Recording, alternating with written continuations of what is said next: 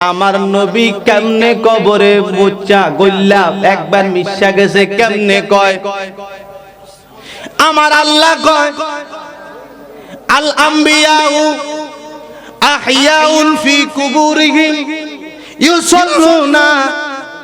একজন নবীও কবরে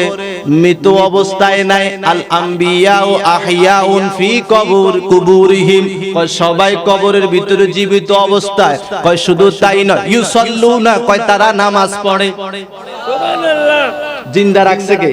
আল্লাহ আল্লাহ জিন্দা রাখলে আমগো অসুবিধা আছে নি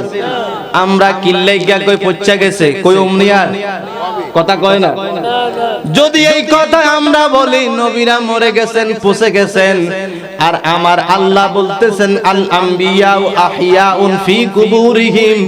সব নবীরা কবরে জিন্দা আমরা যদি করি মরে গেছে পচে গেছে তাহলে আল্লাহর সঙ্গে আমাদের কথার সঙ্গে বেঈমানি আছে না নাই আল্লাহর সঙ্গে আমি যদি গোস্তাকি করি আমার উপায় আছে নি কথা কয় না মুসিবতে পড়লে আল্লাহর ডাক দেই ইয়া হান্নান মান্নান নাম তোমার আল্লাহ আল্লাহ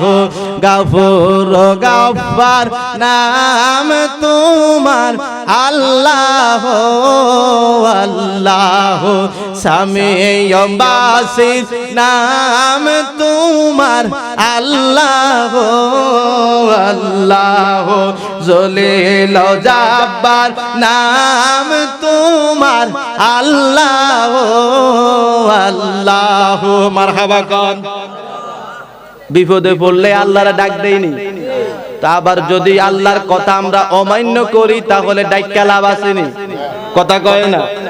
এক মুখে দুই কথা কইলে মুনাফিক হইমুনি তাহলে আল্লাহ যেটাই বলছে আমরা সেটাই মানতে রাজি নি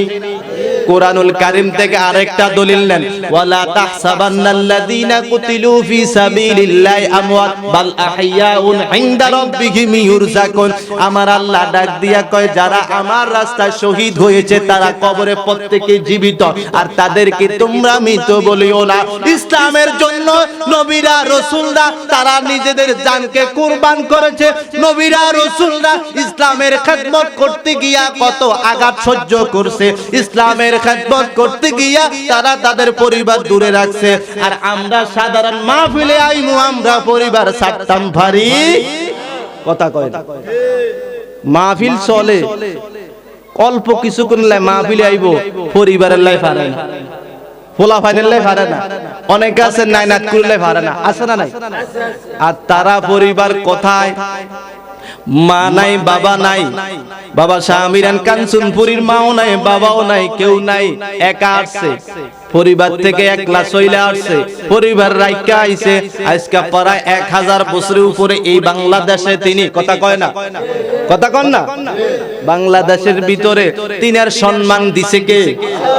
একটা দিনও বাদ নাই কালকে 11টা বাজে আমি মাহফিল শেষ করে যাইয়া দেখতেছি এখনো মানুষ হাইটা হাইটা জিয়ারত করে সুবহানাল্লাহ সুবহানাল্লাহ কইলেন না আর আমরা যারা এটার বিরোধিতা করে তারার বাবার মার বা আত্মীয় স্বজন কবরে এই রাত্রে কেউ যাইবো নি কথা কয় না এই বেটার মাও নাই বাবাও নাই শামিরান কাঞ্চনপুরী লেখা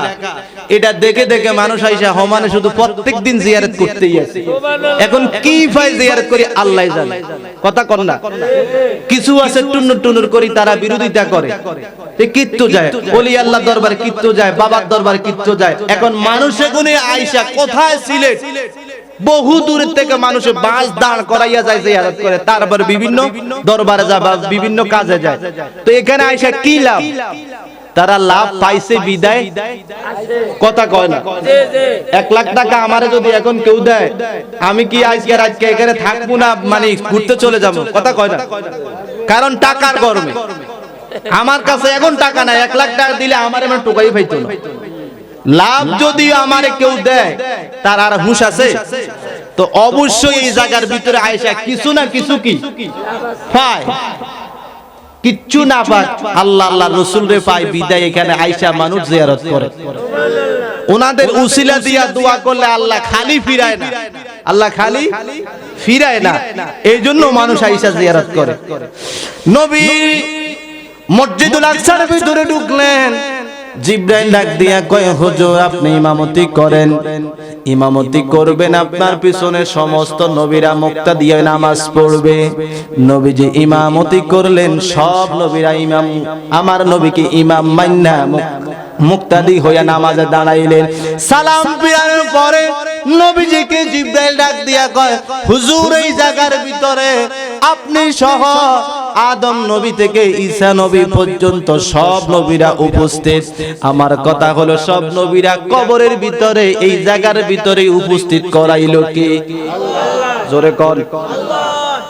এই জায়গার ভিতরে মুসা কালিমুল্লাহ, দেখুন মুসা কালিমুল্লাহ সহ আরো 5-7 জন নবী রাসূল কবরের ভিতরে, আবার মসজিদুল আকসার ভিতরে, আবার প্রথম আসমানে আদম নবী, প্রথম আসমানে, দ্বিতীয় আসমানে হযরতে ঈসা আলাইহিস সালাম, এইভাবে 7-8 জন 7টা জায়গায় 7 আসমানে আছে। কিন্তু এই জায়গার ভিতরে আদম নবী থেকে ঈসা নবী পর্যন্ত সব নবীরা কবরে চলে যাওয়ার পরে আবার আমার আল্লাহ তাদেরকে সরাসরি এই জায়গায় উপস্থিত করাইলেন। আমার নবীকে ইমাম বানাইয়া তাদেরকে মুক্তাদি বানাইয়া নামাজ পড়াইলেন।